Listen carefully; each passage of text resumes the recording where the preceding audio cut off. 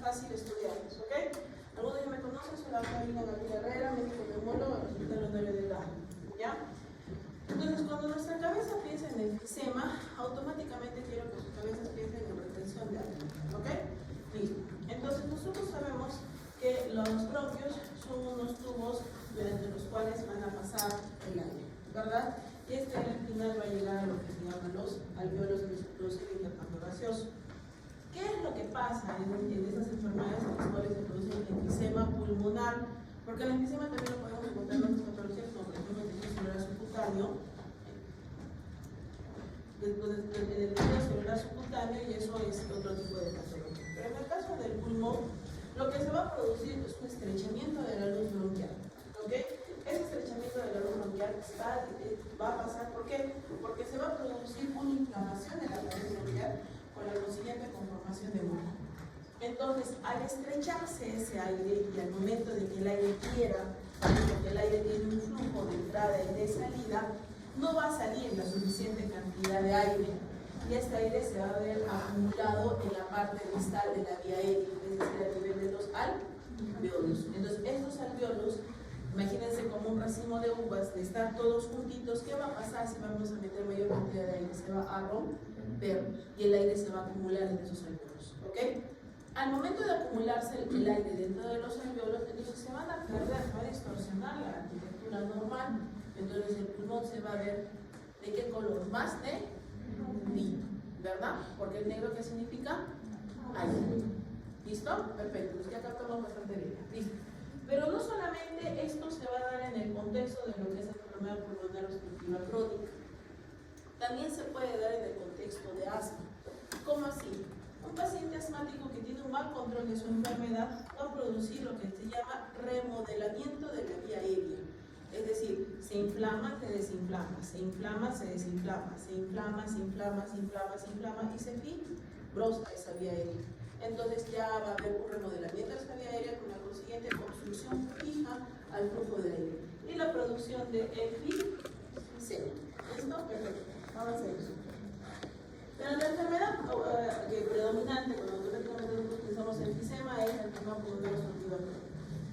Entonces, el enfisema se define en términos anatómicos como la dilatación anormal y permanente de los espacios aéreos distales al bronquiolo terminal con destrucción de sus paredes y sin signos de fibrosis.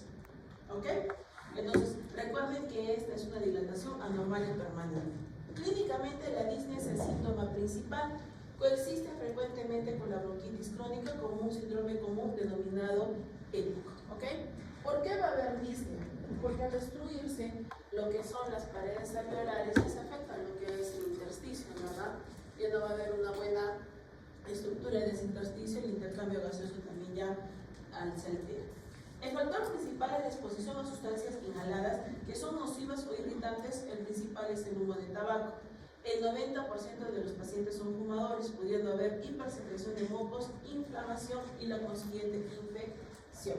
Pero recuerden que no solamente está lo que es el humo de tabaco como principal predominante en lo que es en esas patologías de EPO, sino en nuestro medio también predomina la biomasa. Y actualmente también se están haciendo estudios del vaping, cómo va a afectar a la vía aérea en un futuro. ¿Ok? La anamnesis, hay una historia de disnea progresiva, sobre todo el esfuerzo, en dependencia del tamaño y número de bulas y calidad del parénquima pulmonar de base. ¿Qué significa bulas?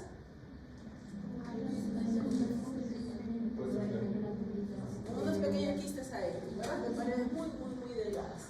Las complicaciones pueden condicionar tos y expectoración, fiebre y hemotisis, neumotoras, clínicas de hipertensión pulmonar, cor pulmonar, etc. ¿Por qué se va a producir neumotoras? Recuerden que hay dilatación en la parte distal de los alveolos. Esa dilatación en algún momento, un paciente tiene un acceso de tos muy exigente, la pared se encuentra un poco delgada, puede producir neumotoras. En su evolución se asocian frecuentemente a neoplasias. ¿Por qué las neoplasias? Porque esto está asociado al humo de tabaco. Pueden existir también bulas aisladas, asintomáticas, detectadas incidentalmente. El antecedente de consumo de tabaco es muy importante. Y chicos, cuando yo tengo un paciente que tiene antecedente de humo de tabaco, ¿cómo lo coloco yo en la anamnesis? ¿Cuál es la fórmula?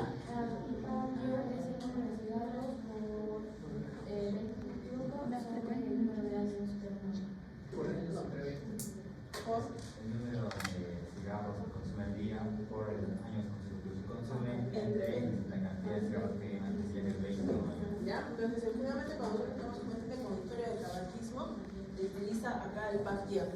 Recuerden que el factor de riesgo de PAC-GIAR, cuando un paciente tiene más de 20 PAC-GIAR, ya es un factor de riesgo para cáncer de pulmón.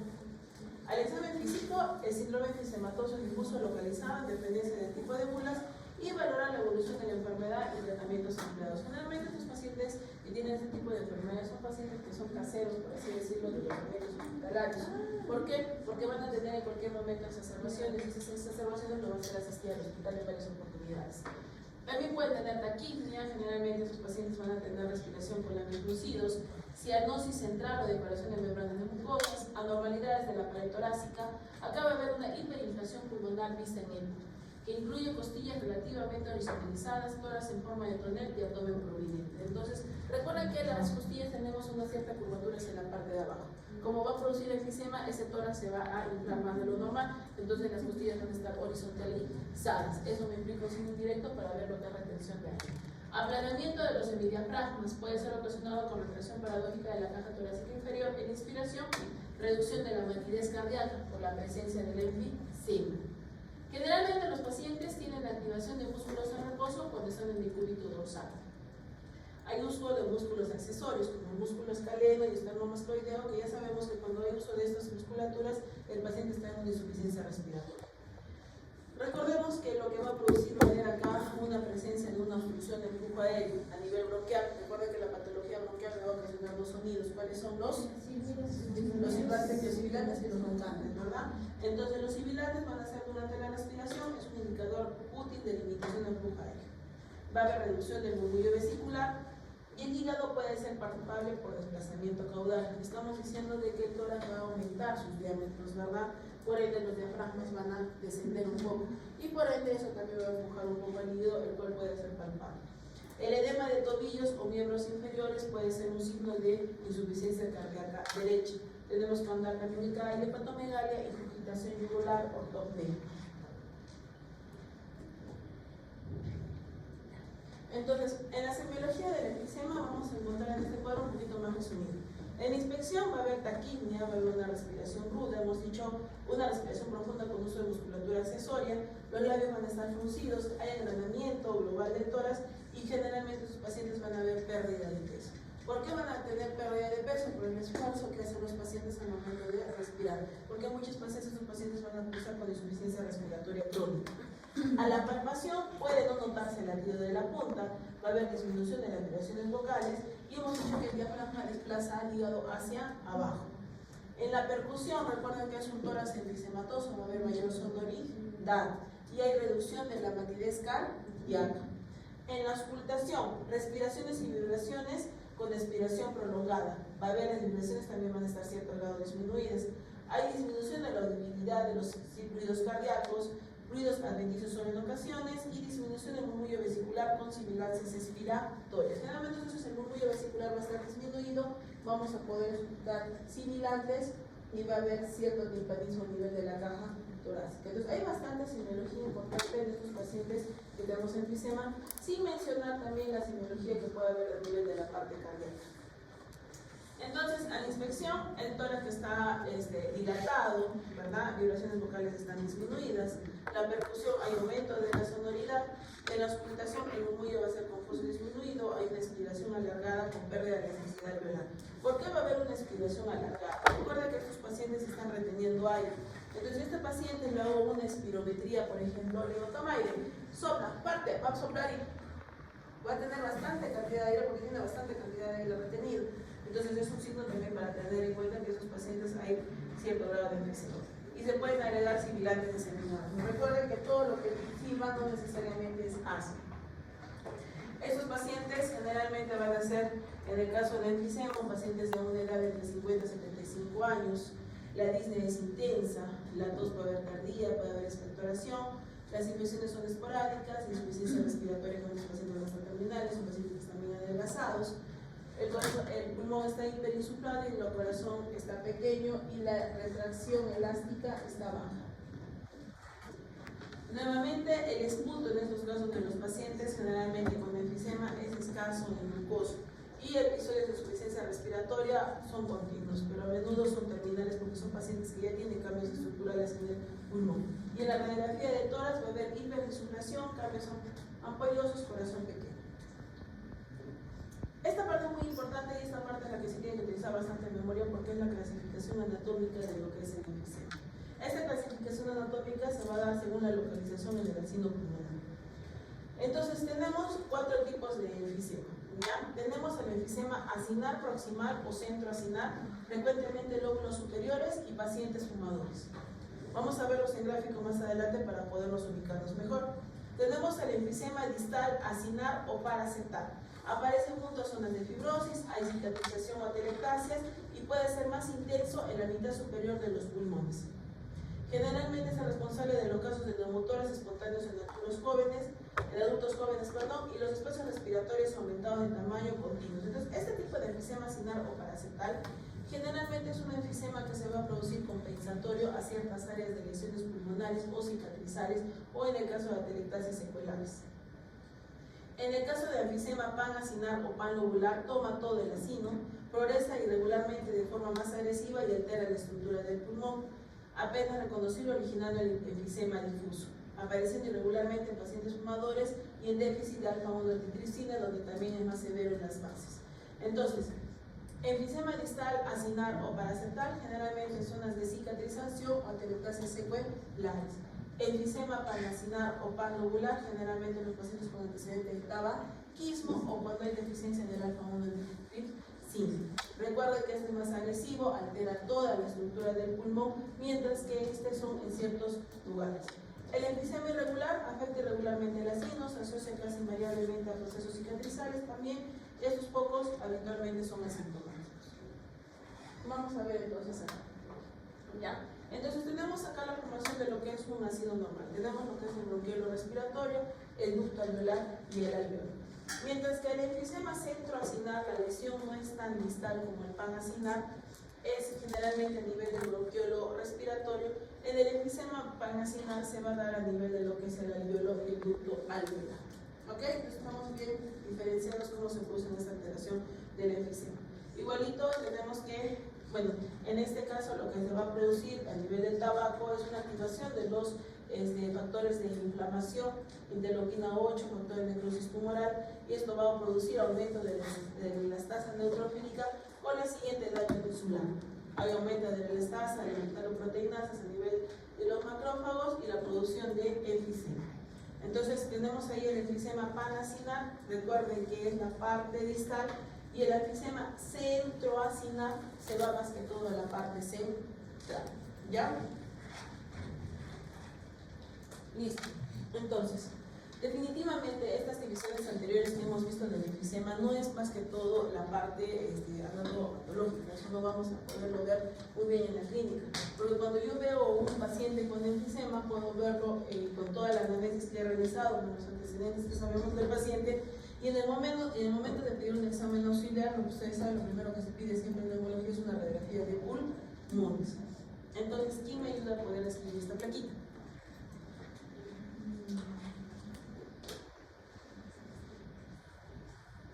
Entonces, siempre lo que cuando vemos que tener una placa, tenemos que ver, ¿no?, las características, que esté centrada, las clavículas que estén equidistantes, que esté también, que se pueda ver lo que son las bases o los senos costofrénicos, en este caso no se ve muy bien, pero lo que estoy viendo acá es que en esta parte se puede ver lo que es la trama broncovascular, a diferencia del tercio inferior del hemitórax derecho, ¿verdad? Que no, prácticamente no puedo diferenciar lo que es la trama broncovascular. Entonces, que es una área de enfisema. Recuerden que, para que se vea mucho más fácil la mnemotecnia, todo lo que es negro es aire, ¿verdad? Todo lo que es blanco puede ser agua o masa. ¿Listo? Perfecto. Entonces, si lo veo más negrito de lo normal, entonces eso puede ser enfisema. ¿Ok? ¿Y cómo diferencio este enfisema? ¿Y por qué no digo que es un neumotórax? ¿Quién me responde?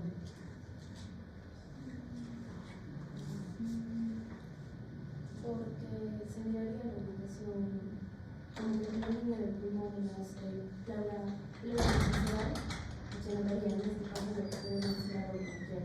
Ya, muy bien, por la ubicación, pero más que todo recuerden, si neumotórax no me predomina ápices o bases. Ápices, neumo, tórax o gravedad gravedad, el aire se va para arriba, el derrame por gravedad se va hacia abajo. Y generalmente el neumotórax no es tan central, se ve más que todo periférico.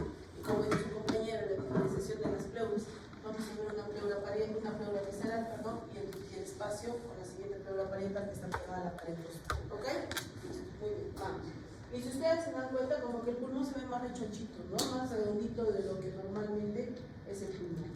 Pero definitivamente, si yo quiero ver un enfisema, tengo la sospecha diagnóstica, entonces el gol estándar es la tomografía, porque en la tomografía voy a poder ver bien mejor los ecos interlobuliares y con eso voy a poder diferenciar mejor la arquitectura del pulmón.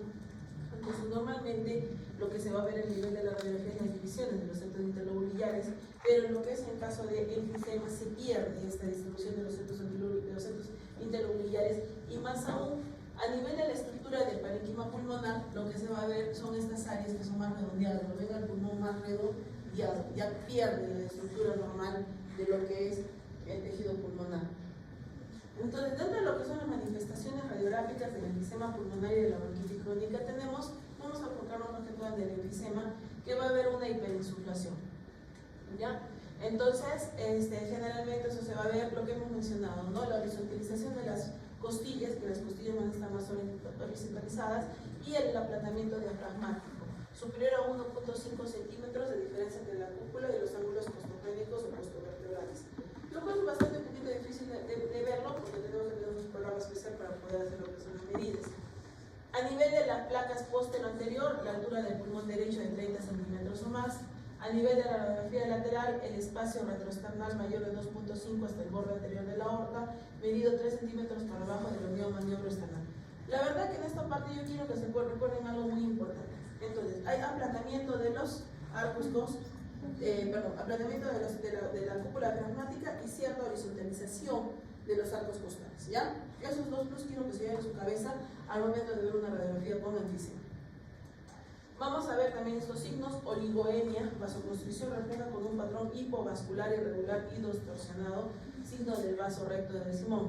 Bueno, ¿qué significa oligoemia? Como pueden ver en la plaquita, acá podemos ver cómo se ven ciertas las estructuras interiores a nivel de los lobulillos pulmonares, etc. Acá ya se perdió, ¿verdad? Ya se distorsionó todo eso.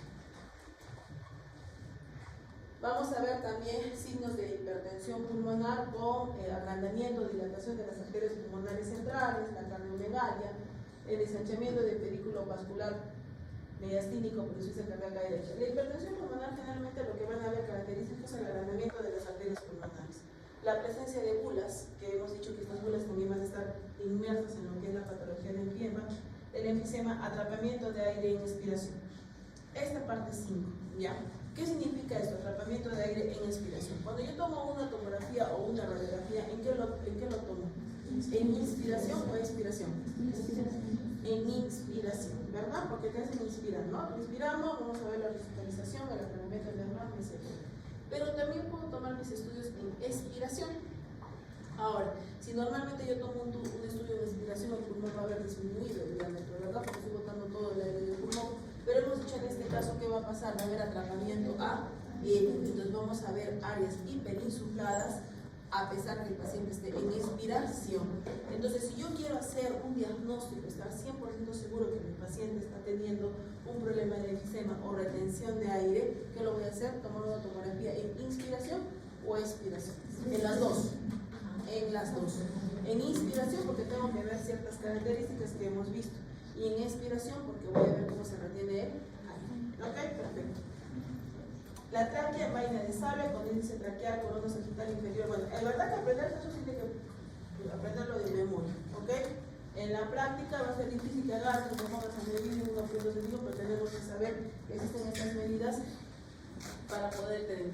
Entonces, vamos. Hemos dicho que fisiopatológicamente, ¿qué se va a producir? Una broncoconstricción, ¿verdad? Esta broncoconstricción va a ser el bronquio y va a impedir que todo el aire salga. Entonces, mi primer arma va a ser que los broncodilatadores, los dos grupos grandes de broncodilatadores que tenemos son los beta 2 agonistas y los anticolinérgicos, ¿verdad? Entonces vamos a hacer uso de los beta-2-agonitos y los anticolinérgicos. Generalmente, ¿qué van a hacer estos medicamentos? Los medicamentos van a relajar la musculatura, ¿verdad? Van a broncodilatar a lo que es el bronquio y va a ayudar a que salga todo ese aire que está retenido. Vamos a utilizar corticoides inhalados, sí, en los casos de los que pacientes presenten cierta exacerbación. Por ejemplo, un paciente que está con un EPOC ya establecido, agarró una influenza, le produjo mayor broncoespasmo, le escucho mayor sibilantes, utilizo corticoides inhalados. Y en el caso de los antibióticos, generalmente, ¿cuándo puedo utilizar en estos casos? Hemos dicho que esos bronquios van a estar llenos de secreciones. Yo tengo un paciente que está con insuficiencia respiratoria, que está con una expectoración de hace 5 días, que es verdosa, purulenta y aumentada la insuficiencia respiratoria, también hago uso de los antibióticos. Rehabilitación pulmonar es la parte muy importante de estos pacientes. ¿Por qué? Hemos dicho que estos pacientes son gorditos o flacos. Son pacientes flacos, ¿verdad? Son pacientes muy delgados. ¿Por qué? Porque hay un mayor consumo de energía. La respiración, recuerden chicos, que es un proceso activo y pasivo. Recuerden que son los dos y necesito de musculatura, especialmente del trabajo del diafragma, pero también de los otros músculos accesorios. Si por ejemplo yo gasto 20 en respirar, ese paciente va a gastar 50 en respirar. El gasto energético va a ser más. Por ende, por eso la mayoría de pacientes crónicos respiratorios que ustedes van a ver en los centros hospitalarios son pacientes muy delgados. Esta parte es muy importante. Terapia nutricional. En la terapia nutricional generalmente los pacientes necesitan aumentar de peso, pero no aumentar de peso a base de grasitas, sino aumentar de peso a la base de proteínas, ¿ok? Administración de oxígeno. Si tienes enfisema grave con bajos niveles de oxígeno en sangre, generalmente los pacientes son candidatos a oxígeno domiciliario en casa. Y muchas veces estos pacientes generalmente van a utilizar oxígeno por cánulas nasales. En el tema de terapia nutricional vamos a agregar un poquito. ¿Qué tipo de insuficiencia respiratoria conocen, chicos? Tenemos la 1O, la tipo 2O, la tipo 3 y la tipo 4. Muy bien. En este tipo de pacientes con enfisema, generalmente hacemos insuficiencia respiratoria tipo 2. ¿Ya? Entonces me gusta hacer este tipo de insuficiencia respiratoria hipercápnica. Entonces, si tengo un paciente con insuficiencia respiratoria hipercápnica, ¿qué no tiene que comer el paciente? Carbohidratos. Porque recuerdan el ciclo de Krebs, ¿verdad?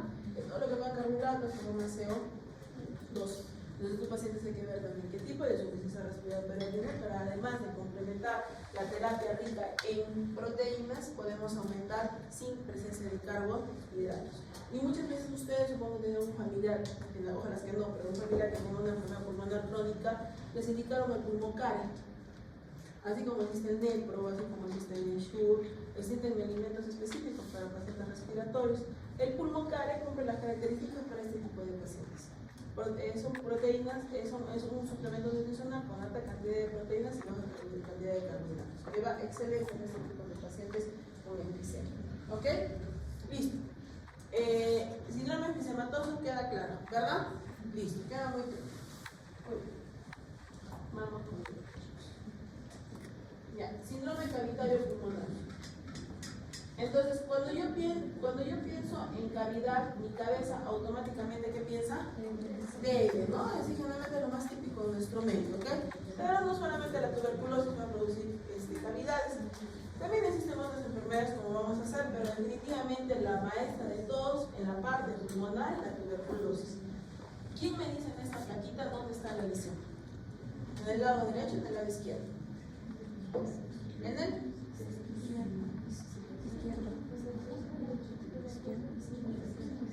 ¿Izquierdo o derecho? Derecho. Pues, si me están diciendo esto es el caso. Verí. ¿Ok? Eso es. Despierten, chicos, despierten. En el lado derecho. ¿Ok? Entonces se ve ahí una lesión, ¿no? Estoy viendo que el pulmón no está homogéneo, ¿verdad? Acá hay una lesión, entonces la lesión acá está en el lado derecho. Vamos a ver. Diversas enfermedades se presentan como cavidades pulmonares. El espectro de diagnóstico es desafiante ya que varía desde infecciones agudas, infecciones crónicas, enfermedades sistémicas crónicas y tumores malignos. Realmente cuando nosotros vemos una cavidad, para ponernos a pensar qué puede ser, ¿ya? El conocimiento de la semiología, radiología y TEN es muy importante. ¿Por qué? Porque a veces los pacientes no te mencionan mucha signología, mucha anamnesis, por así decirlo, y en el examen físico no encontramos tanto que nos ayude a ver por qué. Entonces, una cavidad pulmonar se define como un espacio lleno de gas dentro de una zona de consolidación pulmonar o dentro de una masa o un núcleo. ¿Qué quiere decir eso? Ejemplo, existen neumonías, ¿verdad? Y las neumonías pueden tener diferentes tipos de neumonías. Imagínense, puedo tener una neumonía necrotizante. Tengo la consolidación y por dentro está destruyendo y comiéndose al pulmón. Me va a formar una cavidad. Perfecto, muy bien. Vamos a hacerlo más chévere. Tengo una masa. Encima de la masa hice neumonía y encima de la neumonía se está necrotizando. ¿Ok? Entonces no solamente, acá no es el tema de que voy a ver imágenes tan similares que va a ser muy fácil el diagnóstico. No. Desde un punto de vista patológico, una cavidad surge de necrosis liquefactiva y posterior expulsión de desechos a través del árbol bronquial. Recuerden que generalmente las cavidades a nivel pulmonares buscan salir. Un ejemplo puede ser la vómica. ¿Qué es vómica, chicos? ¿Qué sabor tiene? Salado. Salado, ¿verdad? Entonces, una vómica es la consecuencia de un quiste diatídico roto, ¿no? Que busca salir al exterior. Perfecto. La pared de la cavidad varía en grosor según la patología subyacente, pero normalmente miden menos de 2 milímetros. Los quistes, por otro lado, son generalmente paredes delgadas de 2 milímetros o menos, ¿ok? Entonces tenemos los quistes, las bulas, en las cavernas. Entonces las etiologías son variables. La tuberculosis, como les dice, lo encabeza. La neumonía, ya les dice el ejemplo de una neumonía necrotizante. Abscesos es el acúmulo de pus. Generalmente una neumonía se puede abscedar, con todo respeto si se puede abscedar. Neoplasias, ya les dice el ejemplo. Micosis, ¿qué son micosis? Son los honguitos. ¿Ya? Los hongos también producen destrucción, necrosis del parénquima pulmonar. La hidatinosis pulmonar. ¿Quién produce la hidatinosis pulmonar, chicos? El echinococos, ¿qué más? ¿Cuál es su apellido? Granulosos, ¿no? El echinococos granulosos que va a formar una cavidad quística, que si es que vomito esa cavidad quística va a tener un color salado. Si tomo una radiografía de pulmones voy a ver una cavidad con un nivel hidroaéreo, por ejemplo, ¿verdad? Y la presencia de malformaciones, existen malformaciones arteriovenosas que también pueden producir ciertas imágenes como de cavidades. Dentro de lo que son órdenes inflamatorios tenemos la neuromatosis de Wegener y la sarcoidosis. Vamos a ver la causa neoplástica. Entonces, generalmente tenemos carcinoma broncogénico, broncógeno, carcinoma metastásico y linfomas. Entonces, el carcinoma broncógeno puede cavitar debido a una pérdida de sustancia necrótica central dentro de una masa tumoral. Otro mecanismo es la obstrucción de un bronquio con infección, necrosis y cavitación, el parénquima pulmonar, dejado el tumor. Entonces, generalmente los tumores, recuerden que son lesiones que buscan bastante vascularidad, porque ellos necesitan alimentarse para poder seguir creciendo. Pero conforme crecen, también se van destruyendo, no es que todo va a crecer de una forma pareja y todo va a ser tejido viable. Entonces, esa parte de destrucción de ese parénquima pulmonar se puede necrosar, se puede infectar y se puede cavitar, ¿ya? Dentro de lo que es la neoplasia. Pero recuerden que el pulmón no solamente produce cáncer en sí, sino también recibe tumores de otros tipos de lugares. ¿Ok? Entonces, acá entra lo que es la metástasis. Solamente el 4% de los tumores metastásicos cavitan y generalmente son los espinos celulares. Espinos celulares, automáticamente mi cabeza piensa en qué órgano. ¿En? Bien. ¿Verdad? Listo. Muy bien. Linfoma. La enfermedad de Hodgkin puede invadir parénquima pulmonar, necrosarse y cavitar. Entonces, existen diferentes patologías dentro de las neoplasias que pueden cavitar. Las infecciones pueden ser múltiples organismos, desde bacterias que comúnmente están en nuestra comunidad hasta micobacterias atípicas y hongos. Por ejemplo, Streptococcus, Staphylo, Klebsiella, Haemophilus, son bacterias que normalmente podemos contraer algún tipo de infección, pero siempre nos va a producir alguna infección que va a cavitar. No, depende de la comorbilidad de los perfecto. Dentro de las micobacterias atípicas, típicas y atípicas. ¿La típica cuál es la micobacteria? Micobacterium tuberculosis. Las atípicas, mencióname 3. Micobacterium atípicos, Avio, otro. Bovis, muy bien. Otro. Leprae, por ejemplo, ¿verdad? Listo.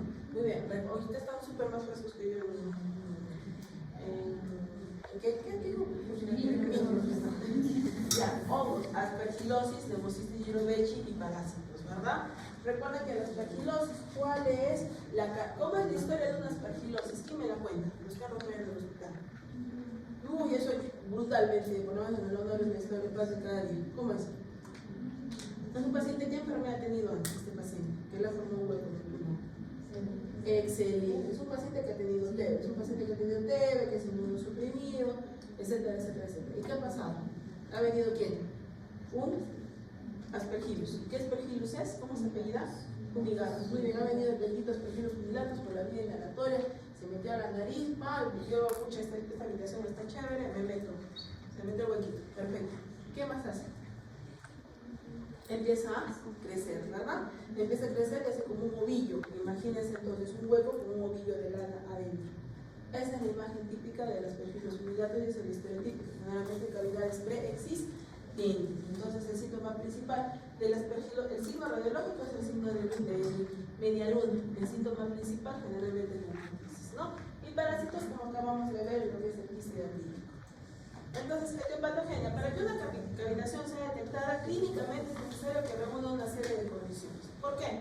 Tiene que tener un tamaño, tiene que tener cierto lugar a la localización, tiene que tener cierto grado de comunicación bronquial, tiene que haber cierta condensación del parénquima circulante, contenido y estado de sus paredes.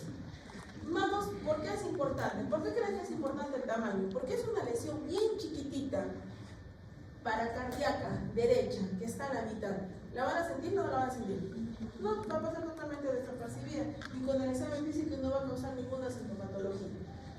Si no tiene comunicación bronquial, está bien periférica, ¿va a tener alguna expulsión a nivel de los bronquios principales? No. Si no hay neumonía y es una cavidad que está solita, feliz y contenta, ¿va a producir alguna sintomatología? No. Entonces, es muy importante saber frente a qué tipo de cavidades estamos. Las cavidades pueden ser asintomáticas, pero cuando se producen síntomas, lo más comunes son los siguientes. Tos. Recuerden que la tos puede ser productiva o no productiva. Expectoración. De acuerdo a las características del esputo, pueden ser serosos, pueden ser mucosos. El esputo puede ser muco purulento, puede ser numulares, cuando tienen forma redonda de moneda, hemoptoicos, hemoptisis. Ahora, acá paréntesis. ¿Cuál es la diferencia entre un esputo hemoptoico y una hemoptisis? El color.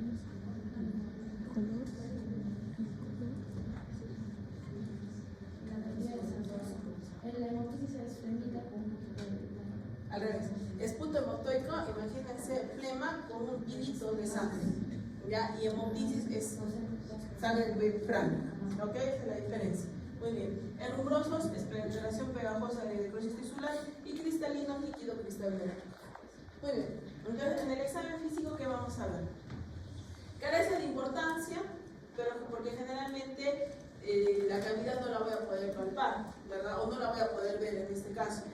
Pero sí va a depender de las comorbilidades que el paciente presente. Por ejemplo, si es una cavidad por un paciente con tuberculosis, el paciente va a bajar de peso, ¿verdad? Listo. Es una cavidad por una neoplasia, el paciente también va a ser un tórax adelgazado y la movilidad torácica está disminuida. En la palpación, las migraciones vocales varían con el grado de condensación pericavital. Las vibraciones vocales varían de acuerdo si hay neumonía o no hay neumonía alrededor de esa cavidad. ¿Ya? Cuando es importante están aumentadas, cuando no existen están disminuidas. A la percusión, la sonoridad puede estar aumentada cuando la cavidad es grande. ¿Por qué? Porque va a ser un hueco, va a ser sonoro. Si es superficial y está vacío. Si contiene líquido o si la condensación pericavitaria es considerable, se puede escuchar matidez. Recuerden, y en esos pacientes también va a haber un síntoma importante, que es la hemoptisis. ¿Se puede percutir en la hemoptisis o no? No, pues hay que tener un poco de cuidado. Ahora vamos a la auscultación, ¿ya? En la auscultación de las cavidades superficiales de cierto tamaño en paredes lisas, comunicantes con un bronquio y con condensación pericavitaria, se aprecia que aquellas actúan como resonadores, modificando el timbre del ruido de la lengua traqueal transmitida. ¿Pero se pueden escuchar soplos? Sí, se pueden escuchar soplos. Entonces vamos a ver que puede haber un soplo cavitario o cavernoso. Es intenso y predomina en la inspiración. Literalmente se escucha como que hubiera un hueco, a diferencia del resto del parénquima pulmonar. Es de tonalidad grave y timbre hueco. El soplo se percibe más fácilmente cuando más superficial en la cavidad, cuando es de pequeño tamaño, alejado de la superficie y con abundante tejido condensado. El soplo adquiere las características del timbre. Entonces, este tipo de soplo cavitario es generalmente cuando hay un hueco. Pero cuando hay un hueco con neumonía que está circulando alrededor, es un soplo tubario. ¿Entendido eso? Entre cavitario y tubario. Cuando las cavidades tienen más de 6 centímetros de diámetro, se crean vibraciones secundarias que generan un soplo llamado anfónico. Entonces, resumiendo, soplo cavitario si tenemos que hay un hueco, nada más. Soplo tubario cuando hay el hueco y hay neumonía a su alrededor. Perfecto. Y el soplo anfónico cuando las cavidades tienen más de 6 centímetros de diámetro y genera ciertas vibraciones en su interior. ¿Ya? Listo. Broncofonía y pectoriloquia.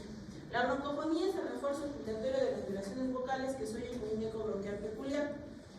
Consiste en una clara transmisión de la voz hablada a través del parénquima pulmonar y de la pared torácica. Generalmente la broncofonía es característico de las condensaciones, mientras que la pectoriloquia consiste en la percusión de la voz del paciente superficialmente en el sitio donde se ausculta y a la vez perfectamente articulada.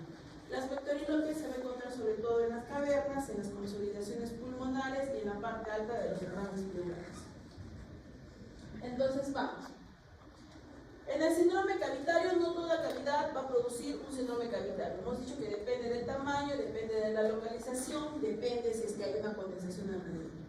Generalmente hay un conjunto de signos y síntomas que se presentan debido a que se va a producir cierta destrucción de la cavidad del tejido pulmonar con la consiguiente formación de una cavidad. La etiología hemos visto que las principales pueden ser ¿qué? Tuberculosis, hemos dicho que también puede haber neoplasias, puede haber bacterias y pueden ser micobacterias y también por hongos. Los síntomas hemos visto que pueden ser la tos, que es primordial, la expectoración con las diferentes características de la expectoración, junto también con la hemoptisis o el esputo hemoptoico.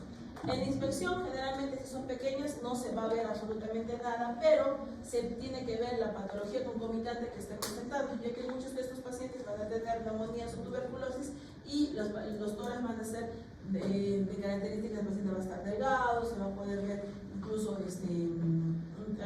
puede haber baja de peso, puede estar el paciente delgado, uso de musculatura accesoria si es que está con cierta insuficiencia respiratoria. En la palpación, apreciación y está disminuida del lado afectado, las vibraciones vocales van a estar ausentes porque va a ser una cavidad. En la sonoridad, en la percusión va a haber una sonoridad disminuida si es que hay cierta condensación alrededor de eso. Y en la auscultación, los soplos que acabamos de mencionar, ¿ya? Junto a lo que es la pectoriloquia, ámpula y la voz labios. Listo, vamos un poco de placas. Como podemos ver, acá está la lesión cavitaria.